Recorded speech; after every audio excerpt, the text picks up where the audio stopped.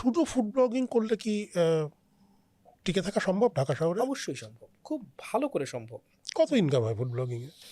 আমি যদি বলি যে একটা তো হচ্ছে পেইড ব্লগ, হুম। ওইটার কোনো মা বাপ নেই, ওইটা করে আপনি ঢাকা শহরে 4টা বাড়ি করতে পারবেন। এটা যে কোনো পেশাতেই সম্ভব, একটু যদি এটা সেটা হয়, হ্যাঁ, আন্ডার দ্য টেবিল কিছু একটা হয়। বাট এটা ছাড়া আন্ডার টেবিল কেন হবে? মানে আমি বলছি যে পেইড ব্লগ তো হতেই পারে, মানে আপনাকে যদি অবশ্যই পারে। আপনাকে কোনো রেস্টুরেন্ট যদি তার ফুড রিভিউ করতে ডাকে এবং সেটা যদি আপনার সঙ্গে তার একটা ব্যবসায়িক চুক্তি থাকে, ওটা তো খারাপ কিছু না। এখন কথা হচ্ছে এই চুক্তি অনুযায়ী আপনি তার খাবার শো করতে পারেন। ওকে, আমি আপনার খাবার শো করছি, অথবা ঘোষণা দিচ্ছি যে এটা একটা বিজ্ঞাপন। কিন্তু এটা যদি না হয়, আপনি খাবারটা জাজ করতে যাচ্ছেন ওখানে, ইউ আর দ্য রিভিউয়ার, হ্যাঁ, আপনি এখানে রিভিউ করছেন এই খাবারটা আমার কাছে 10-এ 6। এটা যদি আপনি তার থেকে এই একটা পেমেন্ট নিয়ে এটা বলেন, তাহলে এটার এটার মানে ভ্যালুটা হারায়। এটা হচ্ছে পয়েন্টটা, যে ফাইন, তখন আপনি বলতেই পারেন যে এই খাবারটা এখানে আছে, আমি খাচ্ছি এটা, আমি খাচ্ছি এটা, ওটারও একটা টাইপ। কিন্তু ওটা না করে আপনি যদি এটা জাজমেন্টে যান, বা এটা জাজ হয়ে আপনি যান যে খাবারটা আপনার কাছে কেমন লাগছে, আপনার জিভের উপরে অনেক মানুষ ডিপেন্ড করছে তারা খেতে যাবে কি যাবে না। সো যখন আপনি পয়েন্ট আউট করছেন এবং এটা পেমেন্টের বিনিময়ে করছেন, ওই জায়গাটা আপনি হারান। এটা হচ্ছে মূল জিনিসটা। কিন্তু এটা ছাড়া আপনি যেটা বলছেন যে যে আপনি এটার হয় কিনা, এটা দিয়ে মানুষ চলতে পারে কিনা, পেশা হিসেবে নিতে পারে কিনা, আমি আমার ফেলো ফুড ব্লগার আমি কয়েকজনকে চিনি যারা আসলে এটা করেন না।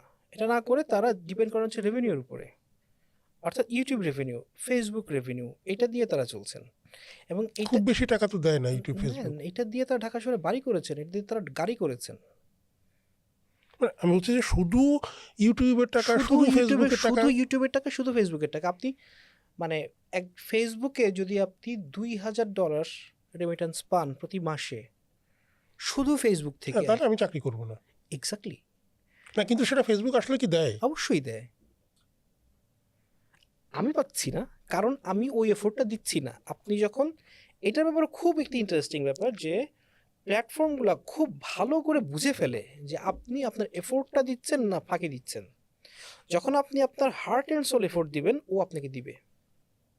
যেমন আমার কথা আমি বলি, আমার তো ফুড ব্লগের হয়ে যাচ্ছে 10 বছর, কিন্তু আমি প্রাণপণে আমার চাকরিটাকে আঁকড়ে রেখেছি, কারণ আমি এটা ভালোবাসি, আমি লেখালেখি করতে ভালোবাসি। সো ওইটার জন্য আমার সপ্তাহে 6 দিন যাচ্ছে, আমি একদিন সময় পাচ্ছি, ওই আমি জান দিয়ে দিচ্ছি ফুড ব্লগের জন্য। বাট ফেসবুক ওইটাও বোঝে কে একদিন সময় দিচ্ছে আর কে 6 দিন সময় দিচ্ছে বা 5 দিন সময় দিচ্ছে, বা ইউটিউব এটা বোঝে, ওকে দেয়, ও ভালো করে দেয়। সো ওই আপনার শুটিং, এডিটিং, টাইমিং, ট্রেন্ডগুলো বোঝা, প্ল্যাটফর্ম যখন দেখছি যে আপনি এগুলো খুব ভালো করে অ্যানালাইসিস করছেন, বুঝতে পারছেন, তার মানে আপনি এফোর্ট দিচ্ছেন, তাতে এগুলো বুঝতে পারছেন, কোনোটাই কোনো রকেট সায়েন্স না, সময় দিচ্ছেন দেখেই পারছেন, ও আপনাকে দিবে।